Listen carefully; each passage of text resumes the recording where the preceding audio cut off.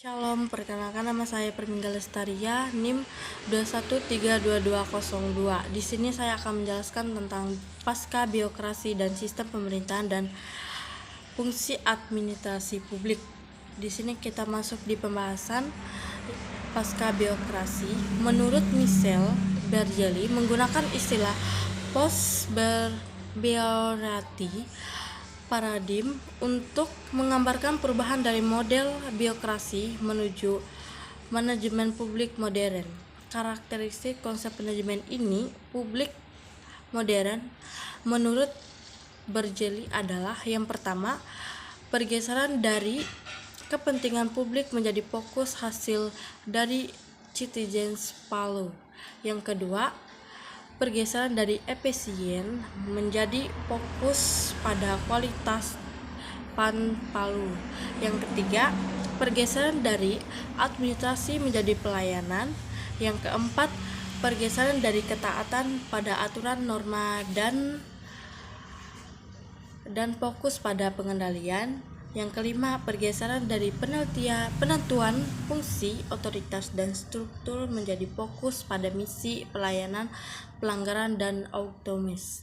Yang keenam, pergeseran dari pertimbangan biaya menjadi fokus pada pemberian nilai.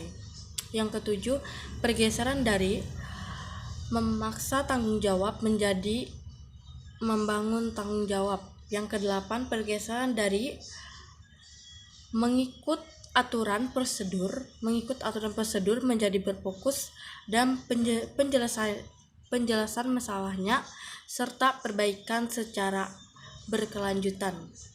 Kesembilan, pergeseran dari pemenuhan dari sistem administrasi publik menjadi fokus pada pelayanan dan pengendalian, memperkuat pilihan publik, mendorong tindakan kolektif, pemberian insentif, pengukuran dan hasil kerja. Kita masuk yang B, sistem pemerintahan dan fungsi administrasi publik. Di sini terkait dengan sistem pemerintahan dalam arti luas pemerintah dapat diartikan sebagai segala usaha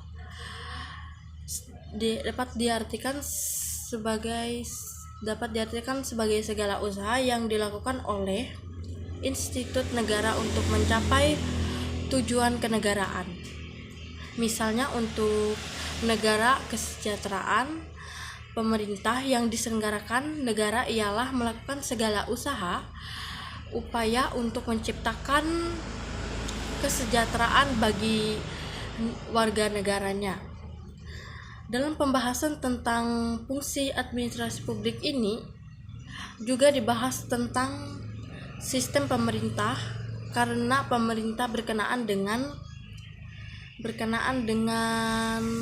segala sesuatu usaha dan upayanya yang dilakukan oleh negara tersebut untuk mencapai tujuan kenegaraan, sedangkan administrasi publik berkenaan dengan rangkaian kegiatan yang dilakukan oleh sekelompok orang yang disebut aparatur negara dan stakeholder dan lainnya.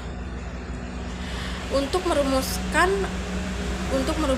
melaksanakan, mengimplementasikan dan kapan perlu memaksa haluan (kebijakan) negara guna mencapai tujuan kenegaraan tersebut secara efisien dan berkeadilan sosial. Apabila diamati, terminologi pemerintahan dan administrasi publik ini pada dasarnya mengandung pengertian yang sama. Pemerintahan ini berbicara tentang tugas-tugas dan administrasi publik ini berbicara tentang fungsi-fungsi administrasi publik. Nah, menurut sejarah pemerintahan ini dikenal beberapa sistem pemerintah, seperti yang pertama, sistem pemerintahan Eka Praja, yang kedua, sistem pemerintahan Dwi Praja, yang ketiga, sistem pemerintahan Tri Praja, yang keempat, sistem pemerintahan Catur Praja, yang kelima, sistem pemerintahan Pancas Praja, yang keenam, sistem pemerintahan Sat Praja. Yang pertama, saya akan membahas tentang sistem pemerintahan Eka Praja. Sistem pemerintahan Eka Praja, seluruh kekuasaan pemerintah, legislatif, eksekutif, dan yudikatif berada di tangan seseorang dan pemerintah. Nah, yang kedua, sistem pemerintahan Dwi Praja atau dikenal sebagai dikotomi politik dan administrasi ini membagi kekuasaan pemerintah dalam dua kekuasaan, yaitu kekuasaan politik dan kekuasaan administrasi. 3. Sistem pemerintahan Tripraja membagi kekuasaan pemerintahan dalam yang A. kekuasaan legislatif, yang B. kekuasaan eksekutif, yang C. kekuasaan yudikatif. Dalam sistem pemerintahan ini mula-mula diajarkan oleh Montesquieu yang terkenal dengan sebutan Trias Polichatoi, yang artinya jiwa undang-undang. Menurut ajaran ini, setiap kekuasaan pemerintah tersebut berdiri sendiri, lepas sama sekali dan kekuasaannya dengan yang lain. Yang keempat, sistem pemerintahan catur praja. Menurut Hans Paulen Hoppens, kekuasaan pemerintah ini dibagi menjadi 4 kekuasaan, yaitu yang pertama pengaturan, yang kedua pemerintahan, yang ketiga peradilan, yang keempat polisi. Menurut sistem pemerintahan catur praja ini, pemerintahan tidak termasuk dalam lingkungan pengaturan, peradilan, dan polisi.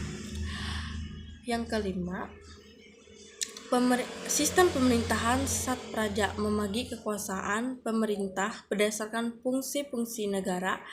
Menurut Djoko Sutomo, fungsi negara adalah yang pertama, melakukan kedaulatan rakyat, yang kedua, melakukan kekuasaan pemerintah, yang ketiga, melakukan kekuasaan membentuk undang-undang, yang keempat, melakukan kekuasaan kehakiman, yang kelima, melakukan kekuasaan pertimbangan bagi presiden, yang keenam, melakukan tugas pemeriksaan keuangan negara.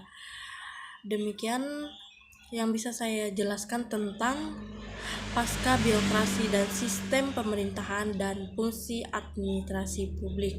Sekian, terima kasih. Tuhan Yesus memberkati.